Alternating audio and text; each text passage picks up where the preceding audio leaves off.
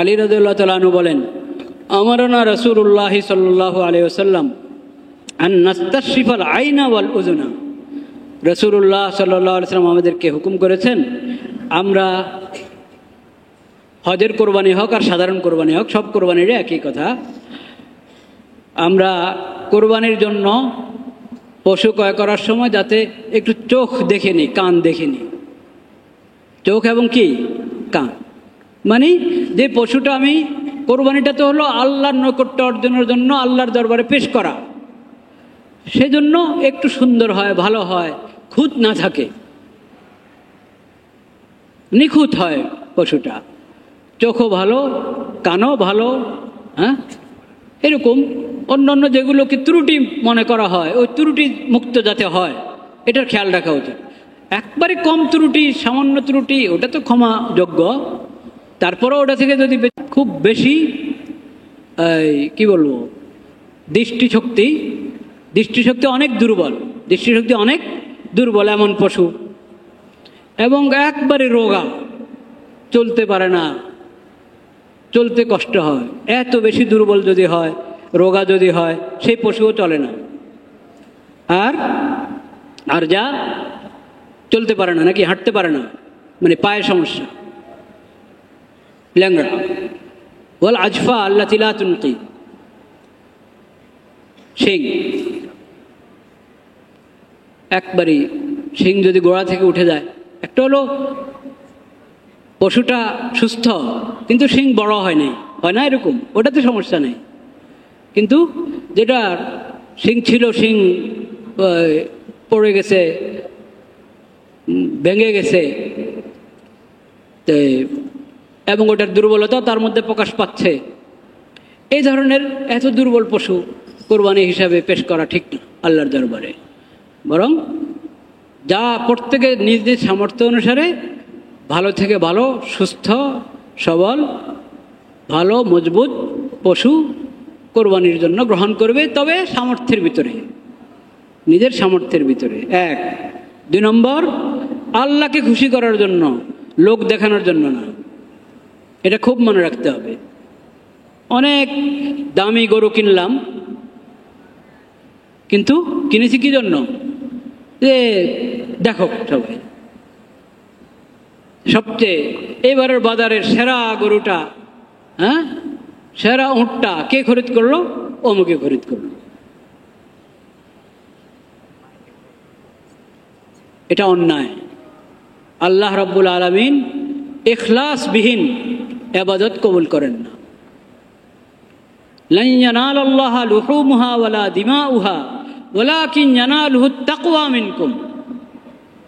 আল্লাহর কাছে পৌঁছে হলো তাকওয়া, ইখলাস।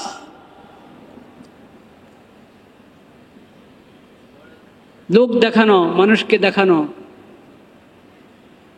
মানুষ যাতে মানুষের দৃষ্টি আকর্ষণ হয়, তাকিয়ে থাকে সবাই, না, এই ধরনের নিয়ত যদি থাকে এটা ইখলাস পরিপন্থী, এটা রিয়া হয়ে গেল, লৌকিকতা হয়ে গেল, লোক দেখানো হয়ে গেল, ইখলাস হলো না।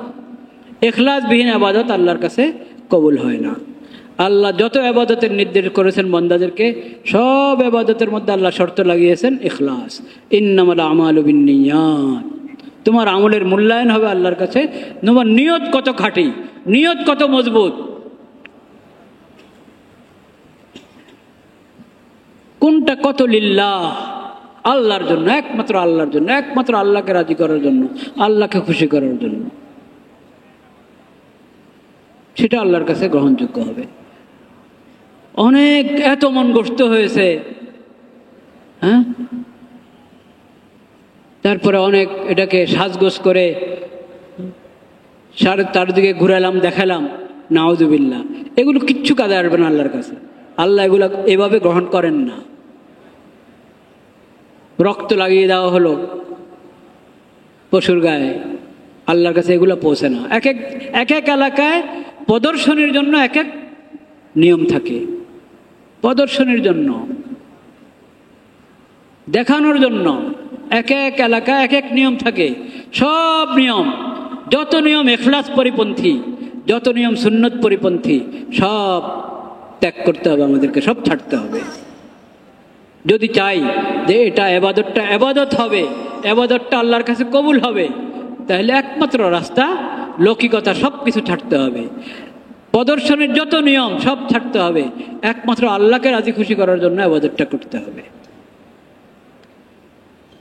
কোরবানির মধ্যে ইখলাস কিন্তু অনেক কঠিন, কোরবানির মধ্যে ইখলাস অনেক কঠিন। আমার ইখলাস আছে কিনা একটু যাচাই করতে হবে, যাচাই করতে হবে। কোরবানিতে ইখলাস আছে কিনা, এটা শুধু আল্লাহর জন্য হচ্ছে কিনা, না এতে লৌকিকতা ঢুকে যাচ্ছে, এটা যাচাই করার উপায় আছে। যাচাই করার কি আছে? উপায় আছে, যাচাই করতে হবে। কীভাবে যাচাই করব? বিভিন্ন সূত্র আছে। একটা সূত্র, আমার কাছে অনেকে পাওনা আছে, বড় বড় ঋণ, বড় বড় ঋণ আমার কাছে পাওনা আছে, আমি আদায় করছি না, ঋণ আদায় করছি না। কোরবানির পশু খরিদ করার সময় একবারই 2 লাখ 3 লাখ 4-5 লাখ, অথচ মানুষ আমার কাছে পাওনা আছে, ওই পাওনা দিচ্ছি না। আমার সামর্থ্য আছে, ঋণ আদায় করে দেওয়ার সামর্থ্য আছে, আরেকজনের হক আদায় করে দেওয়ার সামর্থ্য আছে, ওসব হক আদায় করছি না, ঋণ আদায় করছি না। চাচ্ছে তারা, স্মরণ করেই দিচ্ছে, কিন্তু আমি এড়িয়ে যাচ্ছি। আজকে কোরবানির সময় আমি ঠিকই 5-7 লাখ টাকার পশু খরিদ করে নিয়ে আসলাম। এটা কি আসলে ইখলাস আছে? একবারে একিনের সাথে আমরা বলছি না ইখলাস নাই, একিনের সাথে বলছি না, কিন্তু সন্দেহ দরকার কিনা? হওয়া দরকার, তার নিজের সন্দেহ হওয়া দরকার। তার নিজে, আমরা তারে বলবো না যে তার অন্তরে ইখলাস নাই, না আমরা বলবো না, কারণ ওটা তো দিলের বিষয়। কিন্তু তার এটা ভাবা উচিত যে আমার মধ্যে কি আসলে ইখলাস আছে? থাকলে তাহলে ওটা তো আরো বড় ফরজ হক।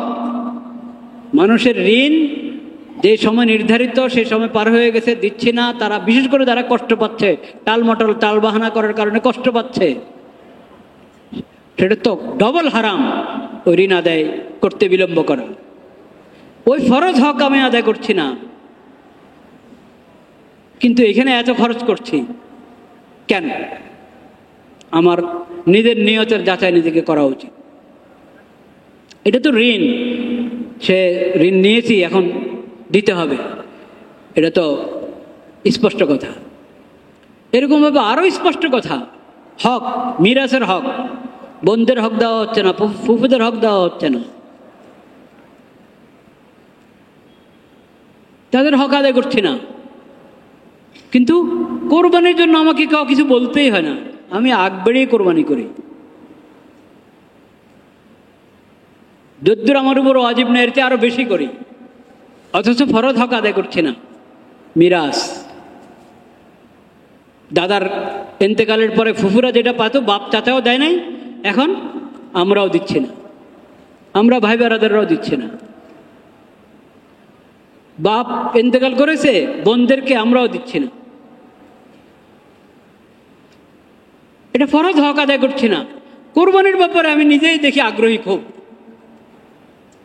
আমার সন্দেহ হওয়া উচিত, যদি এটা আল্লাহর জন্য হয়ে থাকে তা আল্লাহর ফরজ হক ওটাও তো, সেটাও তো আদায় করার আমার সামর্থ্য আছে। মিরাজের হক আদায় করার সামর্থ্য কার নাই বলেন? দুনিয়াতে কেউ আছে সম্ভব? ঋণের ব্যাপারে না হতে পারে যে ঋণ নিয়েছে কিন্তু এখন আপাতত ব্যবস্থা নাই, একটু দেরি হচ্ছে, মাপ চেয়ে নেবে তার কাছে, বা একটু সময় দেন। কিন্তু মিরাসের হক বন্টন করতে বিলম্ব হওয়ার ব্যাপারে ওজর হওয়া সম্ভব? সম্ভব না। যা বাবা রেখে গেছে তা, ওটাই তো ভাগ করবা, ওটা তো আছে। আচ্ছা, ব্যাংক থেকে উঠাতে হবে, তো উঠাতে কয়দিন লাগবে? উঠাও, কোনো ওজন নাই। উত্তরাধিকার যেটা মিরাজ, ওই মিরাজ বন্টনে বিলম্ব করার ব্যাপারে যৌক্তিক ওজোর আপনি দেখাতে পারবেন না, অথচ বছরকে বছর যাচ্ছে, মিরাজ বন্টন করা হচ্ছে না। ওটার জন্য প্রস্তুত হয় না। কুরবানির মধ্যে দেখি একবারে সবার نحمده ونستعينه ونستغفره ونؤمن به ونتوكل عليه. اللهم اجعل صلواتك ورحمتك وبركاتك على سيد المرسلين وإمام المتقين وخاتم النبيين محمد عبدك ورسولك إمام الخير وقائد الخير ورسول الرحمة. اللهم ابعثه مقاما محمودا يغبطه به الأولون والآخرون. أعوذ بالله من الشيطان الرجيم. بسم الله الرحمن الرحيم.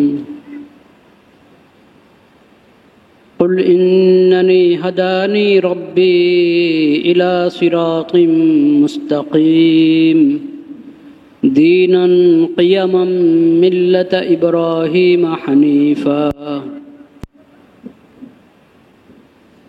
صدق الله مولانا العظيم وصدق رسوله النبي الكريم ونحن على ذلك من الشاهدين والشاكرين والحمد لله رب العالمين. এখন যে চন্দ্রমাস চলছে জুলকাদা প্রায় শেষের দিকে। আগামী জুমা জুলকাদমার যদি 29 হয় তাও আগামী জুমা জুলহজ মাসের হবে, 30 হলেও আগামী জুমা জুলহজ মাসের হবে ইনশাআল্লাহ। সেজন্য জুলহজ সম্পর্কে কিছু জরুরি কথা আলোচনা হলে ভালো হয়। জুলহজ মাসের প্রথম 10 দিন 10 রাত, পুরো মাসেই সম্মানিত মাস, কিন্তু বিশেষভাবে প্রথম 10 দিন প্রথম 10 রাত অনেক গুরুত্বপূর্ণ, ফজিলতপূর্ণ এবং বরকতপূর্ণ। সূরাতুল হজের মধ্যে আল্লাহ রাব্বুল আলামিন বলেছেন, লিয়াশহাদু মানাফিআ লাহুম ওয়া ইয়াযকুরু ইসমাল্লাহ ফি আইয়ামিন মা'লুমাত আলা মা রাযাকাহুম মিন বাহীমাতিল আন'আম।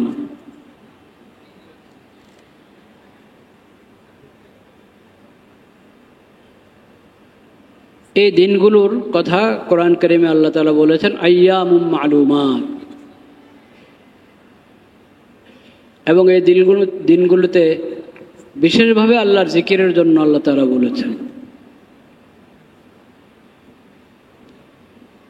জুলহজ মাসটা পুরো সময়ই দিন রাত প্রতিটা মুহূর্ত আল্লাহর নেয়ামত, তার মধ্যে ফজিলতপূর্ণ দিন রাতগুলো বিশেষভাবে নেয়ামত।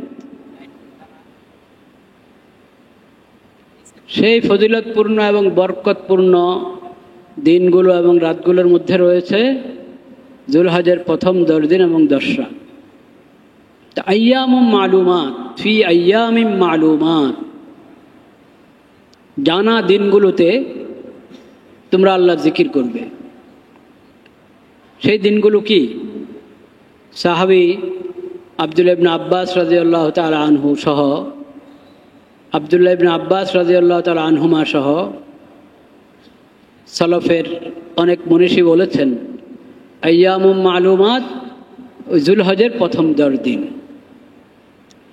ওয়াল ফজরি ওয়া লায়ালিন আশর, লায়ালিন আশর 10টি রাত। এই 10 রাতের ব্যাপারেও আব্দুল্লাহ ইবনে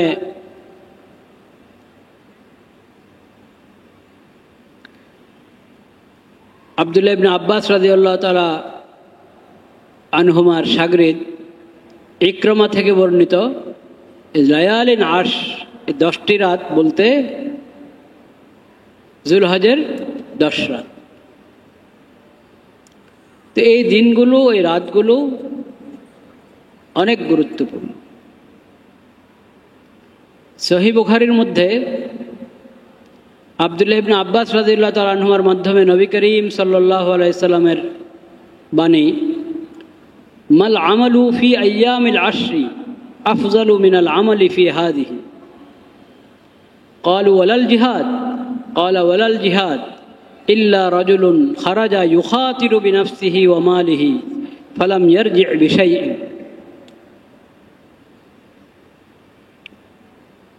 এই 10 দিনের মধ্যে নেক আমল অন্য যে কোনো সময়ের নেক আমল থেকে বেশি উত্তম।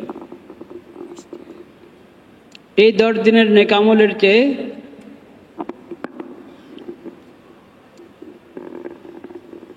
এই 10 দিন যে নেক আমল, মাল আমালু ফি আইয়ামিল আশ আফজালু মিনাল আমালি ফি হাদিহি, قالوا ولا الجهاد قال ولا الجهاد إلا رجل خرج يخاطر بنفسه وماله فلم يرجع بشيء। এই 10 দিনের যে বিশেষ আমল, এই আমল অনেক গুরুত্বপূর্ণ, অনেক ফজিলতপূর্ণ।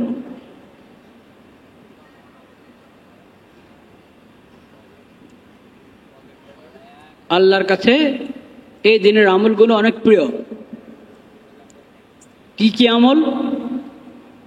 এক তো জুলহজ মাসে হজের আমল, যারা হজে গেলেন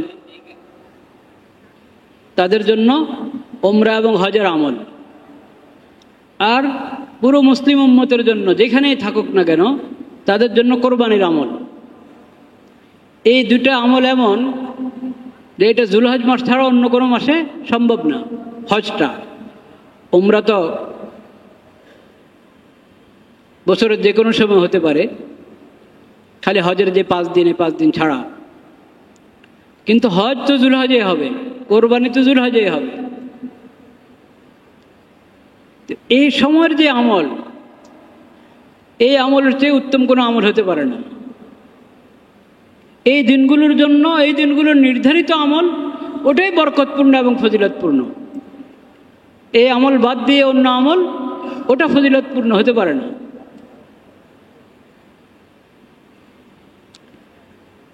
নবী করিম সাল্লাল্লাহু আলাইহি ওয়াসাল্লামকে জিজ্ঞেস করা হয়েছে, ওয়ালাল জিহাদু, জিহাদ ফি সাবিলিল্লাহ, আল্লাহ রাস্তায় জিহাদ, এটা তো অনেক বড় ফজিলত এবং বরকতের আমল।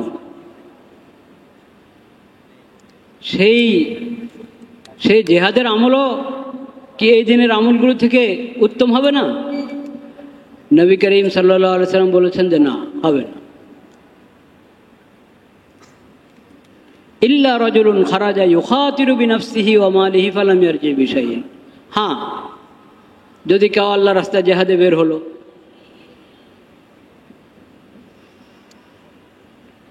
জান মাল নিয়ে জিহাদে বের হয়েছে, আর সে ফিরে নাই, তার মালও ফিরে নাই, তার জানও ফিরে নাই, অর্থাৎ সে আল্লাহ রাস্তায় শহীদ হয়ে গিয়েছে।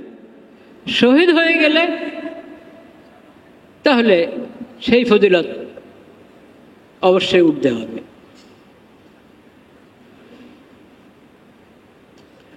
তো সময়ের একটা দাবি আছে, যে সময় আল্লাহ রাব্বুল আলামিন যে ইবাদত রেখেছেন ওটার অনেক গুরুত্ব। তো এক তো এই আমলগুলো, আর একটা আমল যেটা সব সময় প্রযোজ্য, সব সময়ের আমল, কিন্তু এই দিনগুলোতে ওই আমলের গুরুত্ব বেশি আল্লাহর কাছে। আল্লাহ চান যে বান্দা ওই আমলগুলো এই দিনগুলোতে অন্য সময়ের চেয়ে আরো বেশি করবে। সেগুলো কি? মা মিন আইয়ামিন আযামু ইনদাল্লাহ ওয়ালা আহাব্বু ইলাইহি আল আমালু ফীহিন্না মিন হাযিহিল আইয়ামিল আশর ফাকসিরু ফীহিন্না মিনাত তাহলিল ওয়াত তাকবীর ওয়াত তাহমিদ। এই দিনগুলোর আমলগুলোর মধ্যে লা ইলাহা ইল্লাল্লাহ, কালিমার আমল, লা ইলাহা ইল্লাল্লাহ, আল্লাহর মাহাত্ম্য বর্ণনা, আল্লাহু আকবার, আল্লাহু আকবার, আল্লাহর প্রশংসা, আল্লাহর শুকর আদায়, আলহামদুলিল্লাহ, আলহামদুলিল্লাহ। এই দিনগুলোতে তোমরা এই জিকিরগুলো বেশি করো, এই জিকিরগুলো বেশি করো। সেই জিকিরগুলো মিলিয়ে হলো এই যে তাকবীরে তাশরিক, যেটাকে আমরা বলি আল্লাহু আকবার, আল্লাহু আকবার, লা ইলাহা ইল্লাল্লাহু, আল্লাহু আকবার, আল্লাহু আকবার ওয়ালিল্লাহিল হামদ, আল্লাহু আকবার, আল্লাহু আকবার, লা ইলাহা ইল্লাল্লাহু, আল্লাহু আকবার, আল্লাহু আকবার ওয়ালিল্লাহিল হামদ। এই তাকবীর এই 10 দিনের মধ্যে বেশি বেশি এই আমলটা করা দরকার।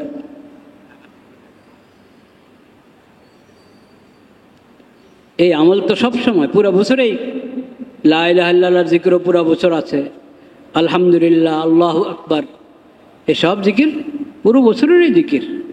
কিন্তু একসাথে এই তাকবীরে তাশরিকটা, এটার বিশেষ সময় হলো এই 10 দিন।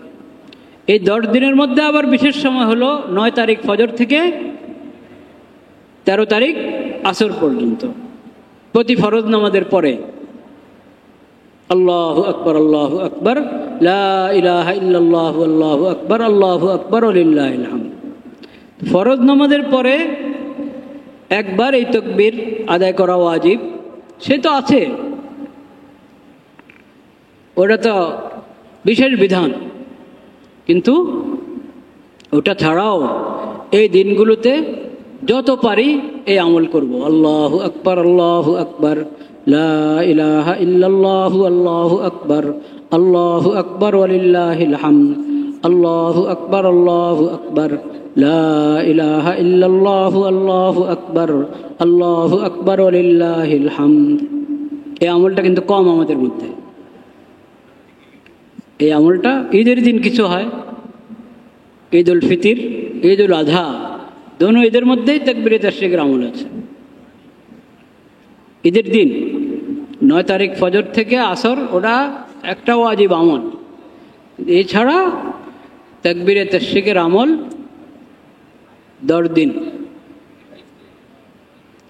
যে কোনো সময়, যে কোনো সময়, ঘরে আছি, ঘর থেকে বের হয়েছি, বাজারে গিয়েছি, সব জায়গায়, কোনো দোকানে গেলাম, সেখানেও আল্লাহু আকবার, আল্লাহু আকবার, লা ইলাহা ইল্লাল্লাহু, আল্লাহু আকবার, আল্লাহু আকবার ওয়ালিল্লাহিল হামদ, আল্লাহু আকবার, আল্লাহু আকবার, লা ইলাহা ইল্লাল্লাহু, আল্লাহু আকবার, আল্লাহু আকবার ওয়ালিল্লাহিল হামদ।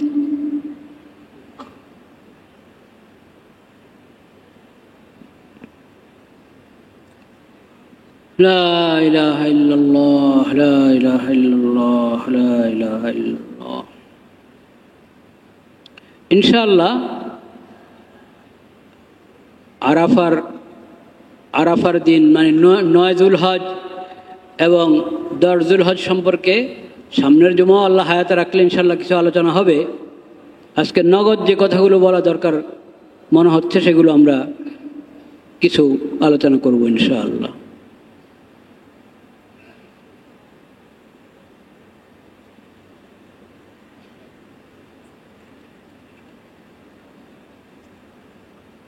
একটা আমল, এটা আজকে বলা দরকার, স্মরণ করানোর জন্য, সবার জানা আছে আল্লাহ রহমতে, স্মরণ করিয়ে দেওয়ার জন্য নিজেকে এবং ভাইদেরকে স্মরণ করানোর জন্য এই জুমায় আলোচনা দরকার। কারণ সামনের জুমাতে তো যুলহজ শুরু হয়ে যাচ্ছে।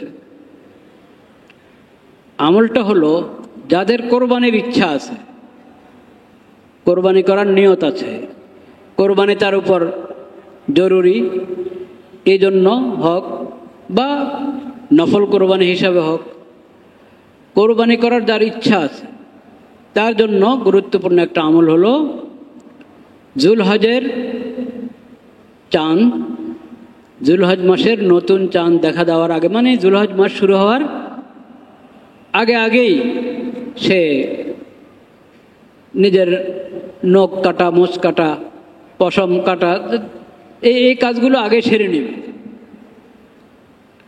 কেন সেরে নেবে? আগেই সেরে নেওয়ার দরকার হলে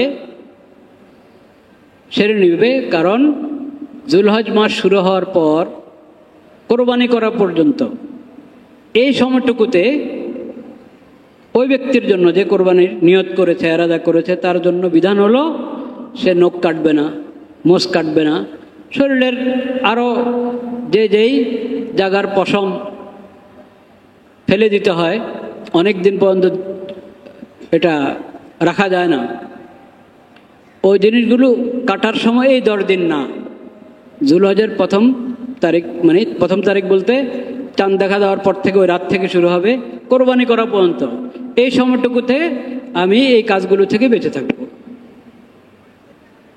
নখ কাটা বা শরীরের অন্য কোনো জায়গার কোনো চামড়া, কোনো পশম কাটা, এই কাজ থেকে এই সময়গুলোতে বিরত থাকা।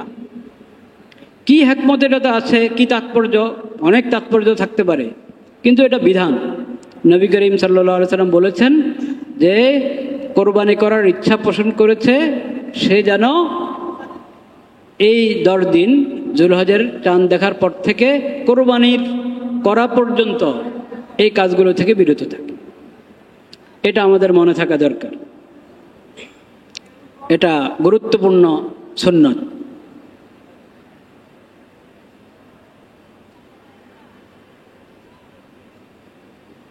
তো এখন আমরা সবাই মশলা জানি, নখ অনেক বড় হয়ে গেলে সুন্দর, ভালো, নখ বড় হয়ে গেলে হ্যাঁ যে জিনিসগুলো কেটে ফেলতে হয় ওগুলো তো বেশি বড় করা যায় না। মানে আগে থেকে এতদিন খেয়াল করি নাই, এখন যখন খেয়াল করলাম যুলহজ শুরু হয়ে গেছে, তো 10 দিন পরে আবার কাটতে হবে, তখন একটু অসুন্দর হতে পারে। হ্যাঁ, সেজন্য এটা হলো ওই আমলটার জন্য এই কথা, এনাদের ওই বিধানের অংশ না এটা। ওই বিধানটার উপর আমল করতে গেলে আমার সাধারণ যে বিধান, সেই বিধানের উপর আমি আগে আমল করলেই তো ওই বিধানের উপর আমল করাটা কি হবে, সহজ হবে। সেজন্য স্মরণ করিয়ে দিলাম। আরেকটা কথা, যে কোরবানি করবে না, সামর্থ্য নাই এই কারণে কোরবানি করবে না, যে কোরবানি করবে না সেও যদি এই আমলটা করে, অন্যরা যেরকম কোরবানি করার পর তার নখ কাটলো, অন্যান্য পশম যা কাটার কাটলো, এও যদি এটা করে, যে কোরবানি করছে না সেও যদি এই কাজটা করে, তাহলেও সে সওয়াব পাবে। এবং হাদিস শরীফে আছে যে ওই ব্যক্তি কোরবানির সওয়াব পাবে।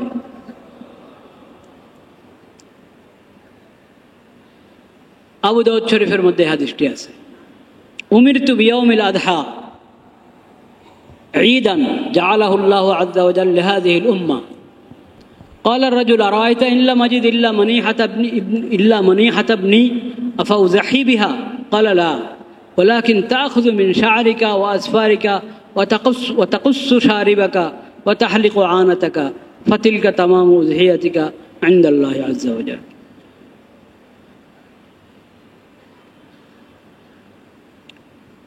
لا إله إلا الله، لا إله إلا الله।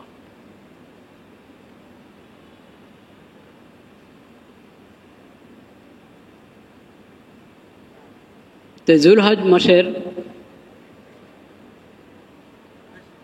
প্রথম 10 দিন 10 রাতের এই ফজিলত, বরকত এবং এই সময়গুলোতে আমলের যে গুরুত্ব, খাস এই সময়ের খাস আমল তো আছেই, অন্যান্য আমল বেশি করার চেষ্টা করা। তার মধ্যে একটা বললাম তাকবীরে তাশরিকের কথা, আর একটা হলো কোরআন তিলাওয়াত, রাত জাগা, দিনে রোজা রাখা, দিনে রোজা রাখা, বিশেষ করে যুলহজের 9 তারিখের রোজা, যুলহজের 9 তারিখের রোজা। যে এলাকায় যখন 9 তারিখ, যে এলাকায় যেদিন 9 তারিখ, তারা 9 তারিখের রোজা রাখবে, তাদের জন্য ওইটাই 9 তারিখের রোজা।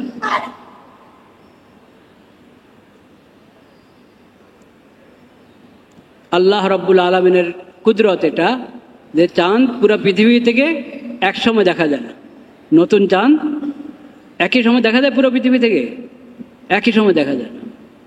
বড় একটা অঞ্চল নিয়ে দেখা যায়, আবার আর একটা অঞ্চলে পরের দিন দেখা যায়। নবী করিম সাল্লাল্লাহু আলাইহি সাল্লামের জমানায়, সাহাবায়ে কেরামের জমানায় 1700 বছর পর্যন্ত প্রত্যেকে যার যার দেখা হিসাবে কি করেছে? আমল করেছে। যার যার দেখা হিসাবে আমল করেছে।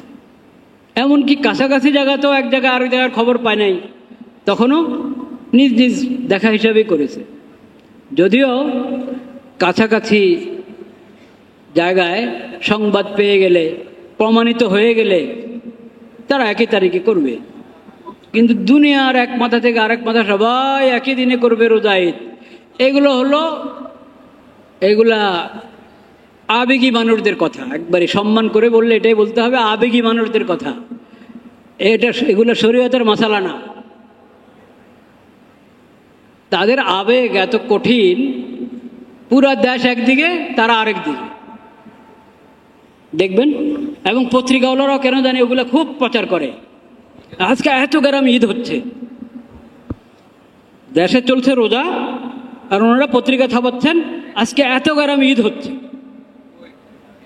দেশের এতগুলো গ্রামে এত অঞ্চলে ঈদ হচ্ছে। এমনকি ঢাকাতেও কমিউনিটি সেন্টার ভাড়া করে ঈদ করা হচ্ছে। এগুলো সাংবাদিকরা খুব প্রচার করে, কেন জানি খুব মজা পায় এটাতে।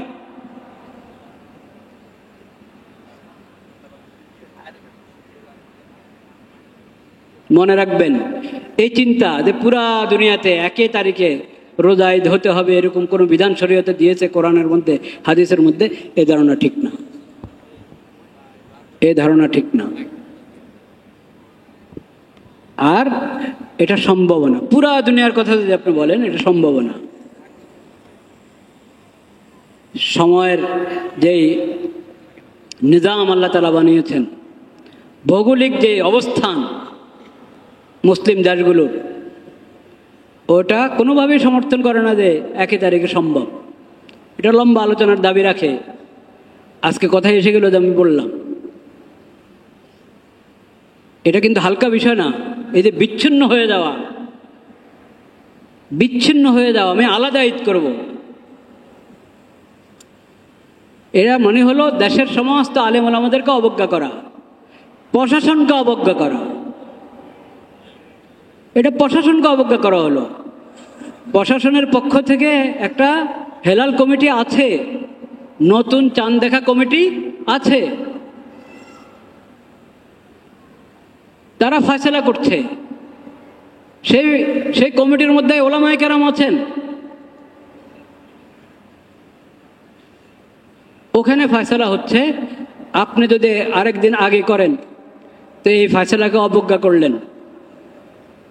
এটা কি মানে দেশকে এবং সরকারকে অবজ্ঞা করার আওতাতে আসে না আসে না? আসে।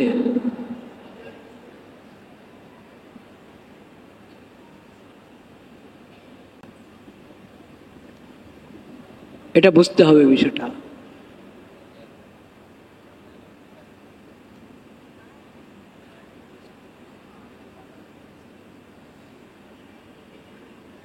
যারা এরকম আবেগী মানুষ, তাদের আচরণটাও দেখার মতো। এই 2-3 বছর আগে কি ঘটেছে, একবার সৌদিরও আগে করেছে, একবারে বিশ্বের প্রথম দেখা হিসেবে ওনারা করবেন, সেই দেখা হিসেবে নিজেরা ঈদ করে ফেলেছে। ওই দিন সৌদি আরব ঈদ হয়নি, পরের দিন আবার সৌদি আরবের সাথে ঈদ করেছে, পরের দিন আবার সৌদি আরবের সাথে ঈদ করেছে। তো তৃতীয় দিনও করতা দেশের সাথে আরেকবার করতা। এটা কোন তামাশা বলেন? এটা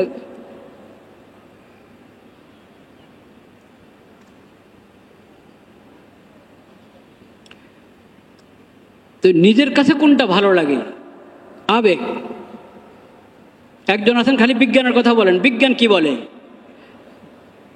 যদি জ্যোতির্বিজ্ঞান সম্পর্কে ওনার ভালো ধারণা থাকতো, তিনি কখনো পুরা বিশ্বে একই দিনের রোজা ঈদের কথা বলতেন না।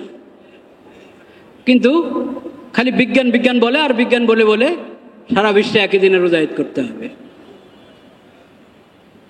উনি একজন বিজ্ঞানী, উনি মশালা দিচ্ছেন। আরেকজন কিসের কি প্রকৌশলী জানি, বিদ্যুৎ বিষয়ের মনে হয়, উনিও বই লিখছেন সারা বিশ্বে একই দিনে করো। তো এরা তো আজকাল বলে, এটা 1928 সর্বপ্রথম এই দেশে যদ্দূর জানা গেছে 1928 শুরু করেছে। হাজীগঞ্জ, চাঁদপুর হাজীগঞ্জের সাদরা গ্রামে এসাক সাহেব নামে একজন ছিলেন, ফুরফুরার ধারার একজন ব্যক্তি, মৌলানা ইসহাক সাহেব, উনি এটা শুরু করেছেন। সে যে সময় রেডিও আবিষ্কার হয় না, তখন শুরু করেছে, দেশবাসীর আগে করবে।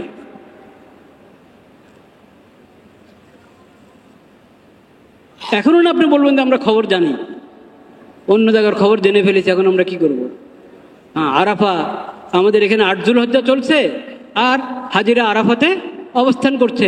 তো এটা যদি আরাফার রোজা হয় তাহলে তো আমরা আজকে আমাদের 8 যুলহজ্জা হলো আজকে রাখা দরকার আরাফার রোজা। আরাফার দিন মানে হলো 9 যুলহজ। আরাফার দিন মানে কি? 9 যুলহজ। ওখানে 9 যুলহজ তারা আরাফার উকুফে আরাফার দায়িত্ব ফরজ আদায় করছে। আপনার এখানে 9 যুলহজ হয় নাই, আপনার এখানে যখন 9 যুলহজ হবে তখন আপনি 9 যুলহজের রোজা রাখবেন। লা ইলাহা ইল্লাল্লাহ।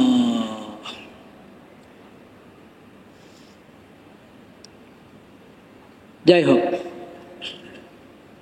এটা বলার আজকে আমার ইচ্ছা ছিল না, প্রসঙ্গক্রমে কথাটা এসেছে।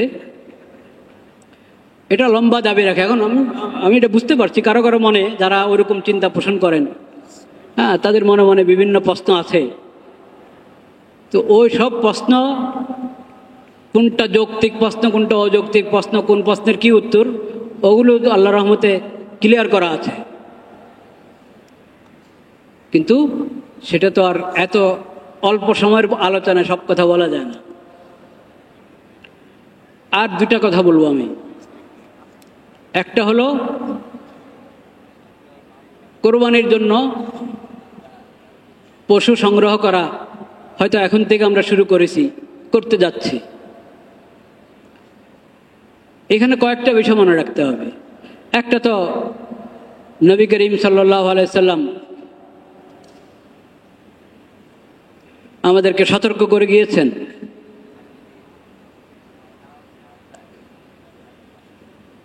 আলী রাদিয়াল্লাহু তাআলা আনহু বলেন, আমারানা রাসূলুল্লাহ সাল্লাল্লাহু আলাইহি ওয়াসাল্লাম আন নাস্তাশরিফাল আইনা ওয়াল উযুনা। রাসূলুল্লাহ সাল্লাল্লাহু আলাইহি ওয়াসাল্লাম আমাদেরকে হুকুম করেছেন, আমরা হজের কোরবানি হোক আর সাধারণ কোরবানি হোক, সব কোরবানির একই কথা, আমরা কোরবানির জন্য পশু ক্রয় করার সময় যাতে একটু চোখ দেখে নিই, কান দেখে নিই। চোখ এবং কি কান, মানে যে পশুটা আমি, কোরবানিটা তো হলো আল্লাহর নৈকট্য অর্জনের জন্য, আল্লাহর দরবারে পেশ করা, সেজন্য একটু সুন্দর হয়, ভালো হয়, খুঁত না থাকে, নিখুঁত হয় পশুটা, চোখও ভালো, কানও ভালো, হ্যাঁ, এরকম অন্যান্য যেগুলোকে ত্রুটি মনে করা হয়, ওই ত্রুটি মুক্ত যাতে হয় এটার খেয়াল রাখা উচিত। একবারে কম ত্রুটি, সামান্য ত্রুটি, ওটা তো ক্ষমাযোগ্য, তারপরেও ওটা থেকে যদি খুব বেশি কি বলবো, দৃষ্টিশক্তি অনেক দুর্বল এমন পশু, এবং একবারে রোগা, চলতে পারে না, চলতে কষ্ট হয়, এত বেশি দুর্বল যদি হয়, রোগা যদি হয়, সেই পশুও চলে না। আর যা চলতে পারে না, নাকি হাঁটতে পারে না, মানে পায়ের সমস্যা, ল্যাংড়া, ওয়াল আজফা আল্লাতী লা তুনকি, শিং, একবারই শিং যদি গোড়া থেকে উঠে যায়। একটা হলো পশুটা সুস্থ কিন্তু শিং বড় হয় না, এরকম, ওটাতে সমস্যা নেই। কিন্তু যেটা শিং ছিল, শিং পড়ে গেছে, ভেঙে গেছে, এবং ওটার দুর্বলতা তার মধ্যে প্রকাশ পাচ্ছে, এই ধরনের এত দুর্বল পশু কোরবানি হিসাবে পেশ করা ঠিক না আল্লাহর দরবারে। বরং যা প্রত্যেকের নিজ নিজ সামর্থ্য অনুসারে ভালো থেকে ভালো, সুস্থ সবল, ভালো মজবুত পশু কোরবানির জন্য গ্রহণ করবে, তবে সামর্থ্যের ভিতরে, নিজের সামর্থ্যের ভিতরে। 1। 2 নম্বর, আল্লাহকে খুশি করার জন্য, লোক দেখানোর জন্য না। এটা খুব মনে রাখতে হবে। অনেক দামি গরু কিনলাম, কিন্তু কিনেছি কি জন্য? যে দেখো সবাই, সবচেয়ে এবারের বাজারের সেরা গরুটা, হ্যাঁ, সেরা উঁটটা কে খরিদ করলো? অমুকে খরিদ করলো। এটা অন্যায়। আল্লাহ রাব্বুল আলামিন ইখলাসবিহীন ইবাদত কবুল করেন না। লান ইয়ানালাল্লাহা লুহুমুহা ওয়ালা দিমাউহা ওয়ালাকিন ইয়ানালুহুত তাকওয়া মিনকুম। আল্লাহর কাছে পৌঁছে হলো তাকওয়া, ইখলাস।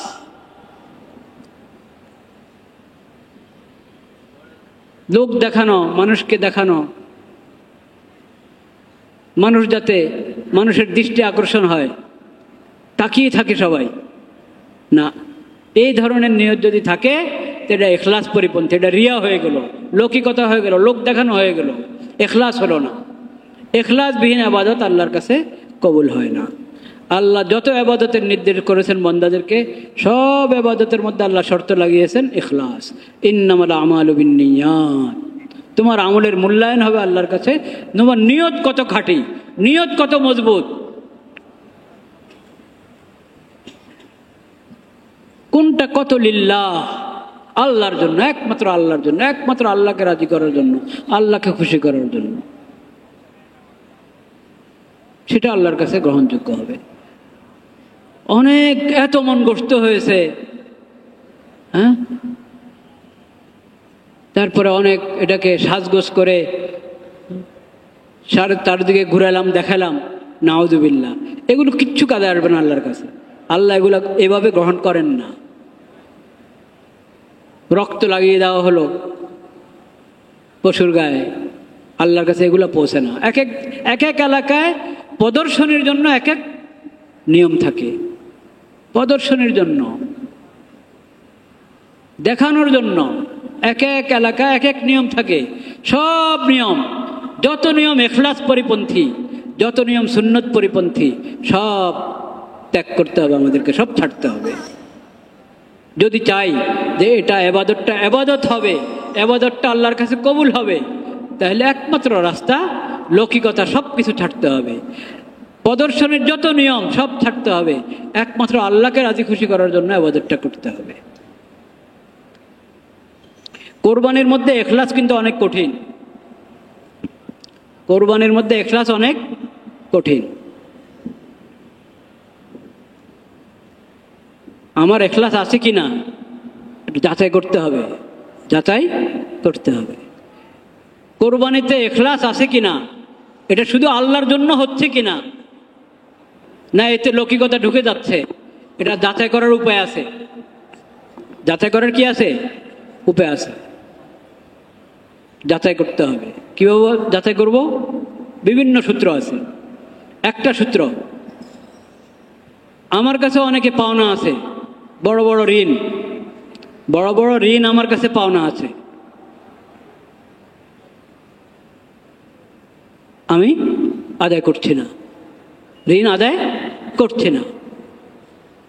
কোরবানির পশু খরিদ করার সময় একবারই 2 লাখ 3 লাখ 4-5 লাখ, অথচ মানুষ আমার কাছে পাওনা আছে, ওই পাওনা দিচ্ছি না। আমার সামর্থ্য আছে, ঋণ আদায় করে দেওয়ার সামর্থ্য আছে, আরেকজনের হক আদায় করে দেওয়ার সামর্থ্য আছে, ওইসব হক আদায় করছি না, ঋণ আদায় করছি না। চাচ্ছে তারা, স্মরণ করেই দিচ্ছে, কিন্তু আমি এড়িয়ে যাচ্ছি। আজকে কোরবানির সময় আমি ঠিকই 5-7 লাখ টাকার পশু খরিদ করে নিয়ে আসলাম। এটা কি আসলে ইখলাস আছে? একবারে একিনের সাথে আমরা বলছি না ইখলাস নাই, একিনের সাথে বলছি না, কিন্তু সন্দেহ দরকার কিনা? হওয়া দরকার, তার নিজের সন্দেহ হওয়া দরকার। তার নিজে, আমরা তারে বলবো না যে তার অন্তরে ইখলাস নাই, না, আমরা বলবো না, কারণ ওটা তো দিলের বিষয়। কিন্তু তার এটা ভাবা উচিত যে আমার মধ্যে কি আসলে ইখলাস আছে? থাকলে তাহলে ওটা তো আরো বড় ফরজ হক, মানুষের ঋণ যে সময় নির্ধারিত সেই সময় পার হয়ে গেছে, দিচ্ছি না, তারা বিশেষ করে যারা কষ্ট পাচ্ছে, টালমটল টাল বাহানা করার কারণে কষ্ট পাচ্ছে, সেটা তো ডবল হারাম ওই ঋণ আদায় করতে বিলম্ব করা। ওই ফরজ হক আমি আদায় করছি না, কিন্তু এখানে এত খরচ করছি কেন? আমার নিজের নিয়তের যাচাই নিজেকে করা উচিত। এটা তো ঋণ, সে ঋণ নিয়েছি, এখন দিতে হবে, এটা তো স্পষ্ট কথা। এরকমভাবে আরও স্পষ্ট কথা, হক, মিরাসের হক, বোনদের হক দেওয়া হচ্ছে না, ফুফুদের হক দেওয়া হচ্ছে না, তাদের হক আদায় করছি না। কিন্তু কোরবানির জন্য আমাকে কেউ কিছু বলতেই হয় না, আমি আগ বেড়িয়ে কোরবানি করি। যদ্দূর আমার উপর ওয়াজিব না, এর চেয়ে আরো বেশি করি, অথচ ফরজ হক আদায় করছি না। মিরাস, দাদার ইন্তেকালের পরে ফুফুরা যেটা পাতো, বাপ চাচাও দেয় নাই, এখন আমরাও দিচ্ছি না, আমরা ভাই বেড়াদাররাও দিচ্ছি না। বাপ ইন্তেকাল করেছে, বোনদেরকে আমরাও দিচ্ছি না, এটা ফরজ হক আদায় করছি না। কোরবানির ব্যাপারে আমি নিজেই দেখি আগ্রহী খুব, আমার সন্দেহ হওয়া উচিত, যদি এটা আল্লাহর জন্য হয়ে থাকে তা আল্লাহর ফরজ হক ওটাও তো, সেটাও তো আদায় করার আমার সামর্থ্য আছে। মিরাজের হক আদায় করার সামর্থ্য কার নাই বলেন? দুনিয়াতে কেউ আছে সম্ভব? ঋণের ব্যাপারে না হতে পারে যে ঋণ নিয়েছে কিন্তু এখন আপাতত ব্যবস্থা নাই, একটু দেরি হচ্ছে, মাপ চেয়ে নেবে তার কাছে, বা একটু সময় দেন। কিন্তু মিরাসের হক বন্টন করতে বিলম্ব হওয়ার ব্যাপারে ওজর হওয়া সম্ভব? সম্ভব না। যা বাবা রেখে গেছে তা, ওটাই তো ভাগ করবা, ওটা তো আছে। আচ্ছা, ব্যাংক থেকে উঠাতে হবে, তো উঠাতে কয়দিন লাগবে? উঠাও, কোনো ওজন নাই। উত্তরাধিকার যেটা মিরাজ, ওই মিরাজ বন্টনে বিলম্ব করার ব্যাপারে যৌক্তিক ওজোর আপনি দেখাইতে পারবেন না, অথচ বছরকে বছর যাচ্ছে মিরাজ বন্টন করা হচ্ছে না। ওটার জন্য প্রস্তুত হয় না। কুরবানির মধ্যে দেখি একবারে সবার আগে আগে। কথা শেষ হয় নাই, আরো আছে কথা। জাকাত ফরজ কিনা? জাকাত ফরজ। যার সামর্থ্য আছে, নেশাব পরিমাণ অর্থ যার কাছে আছে, বছর অতিক্রম হয়েছে, প্রত্যেক নেশাবের মানে প্রত্যেক অর্থের উপরে আলাদা আলাদা বছর অতিক্রান্ত হতে হয় না, অতিক্রম করতে হয় না। একবার আপনার কাছে জাকাত পরিমাণ অর্থ এসেছে, বাস প্রথম যখন আপনার কাছে হলো, এটাই আপনার অর্থ বছর, জাকাতের অর্থ বছর পুরো হলো, জাকাত বর্ষ পুরো হলো। এরপরে প্রতি বছরেই আপনার কাছে যা থাকবে, চাই কোনোটা 1 মাস আগে এসেছে, কোনোটা 2 মাস আগে এসেছে, কোনোটা 3 মাস আগে এসেছে, ওই সব বছর পুরো হয়ে গেছে। এগুলো একবার বছর পুরো হলে মাঝে যা যুক্ত হতে থাকবে সবগুলো বছর পুরা।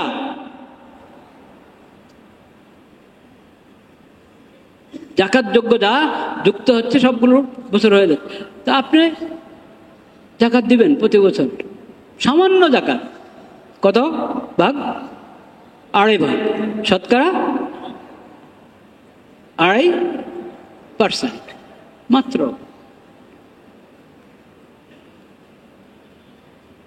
তখন যার অনেক টাকা, তার জাকাতের সঙ্গে একটু বেশি আসছে, তখন মাথায় হাত উঠে এত টাকা দিয়ে দিব। কিন্তু এত টাকা আসলে কত টাকার মধ্যে কত টাকা? যত কোটি জাকাত আসছে আপনার, আপনার পুরো সম্পদের মধ্যে ওটা কত? ওই 2.5 ভাগ।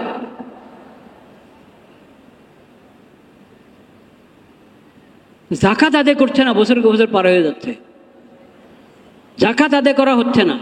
হয়তো নামে মাত্র আদায় করা হয়, যথাযথ হিসাব করা হয় না, আর না বিলকুল আদায় করছে না, বছরকে বছর পার হয়ে যাচ্ছে, কিন্তু কোরবানি মিস হয় না। তো জাকাতও তো আল্লাহর হক, কোরবানি যেমন আল্লাহর হক, জাকাত আল্লাহর হক কিনা? কোনটা বড়? জাকাত বড়, জাকাত বড়। কোরবানি তো ফরজ না, কোরবানি করা তো ফরজ না, কিন্তু জাকাত করা, আদায় করা কি ফরজ। কোরবানি তো ওয়াজিব, এমনকি অনেক ইমাম সুন্নাত বলেছেন, সুন্নতে মুআক্কাদা।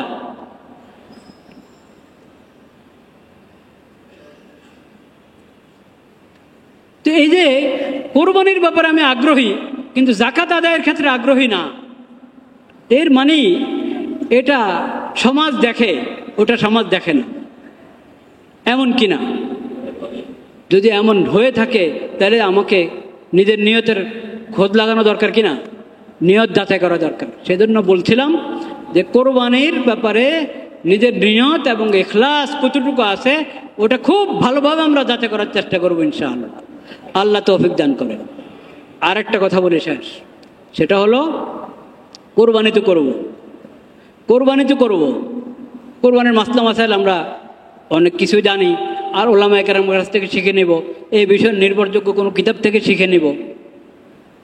কিন্তু যে কথাটা আমি আগে আগে স্মরণ করে দিতে চাচ্ছি সেটা হলো পরিষ্কার পরিচ্ছন্নতা। কি পরিষ্কার পরিচ্ছন্নতা? এক সপ্তাহ আগে আমি কোরবানির পশু ক্রয় করে সংগ্রহ করে নিয়ে আসলাম, কেউ 5 দিন আগে, কেউ 10 দিন আগে, 20 দিন আগে, কেউ আরও আগে আনে। এখন কোরবানি পর্যন্ত এই 2-4 দিন, এক সপ্তাহ, পরিবেশটা পরিষ্কার পরিচ্ছন্ন রাখা আমার দায়িত্ব কিনা? কোরবানির পশুটাকে যেরকম যত্ন নেওয়া, পশুর যত্ন নেওয়া, পশুকে পরিষ্কার রাখা, তাকে যত্নের সাথে পরিষ্কার জায়গায় রাখা, আর আবর্জনার কারণে চারদিক যাতে অপরিষ্কার না হয়ে থাকে সেজন্য পুরো খেয়াল রাখা, এটা আমাদের দায়িত্ব। এটা আমাদের কি দায়িত্ব? কোরবানির পশু যত্নের অংশ, এটা মনে রাখবেন। তার পানাহারের যেরকম আপনি ব্যবস্থা করেন, এজন্য তার জায়গা এবং চারপাশ পরিষ্কার পরিচ্ছন্ন রাখা, এটাও দায়িত্ব।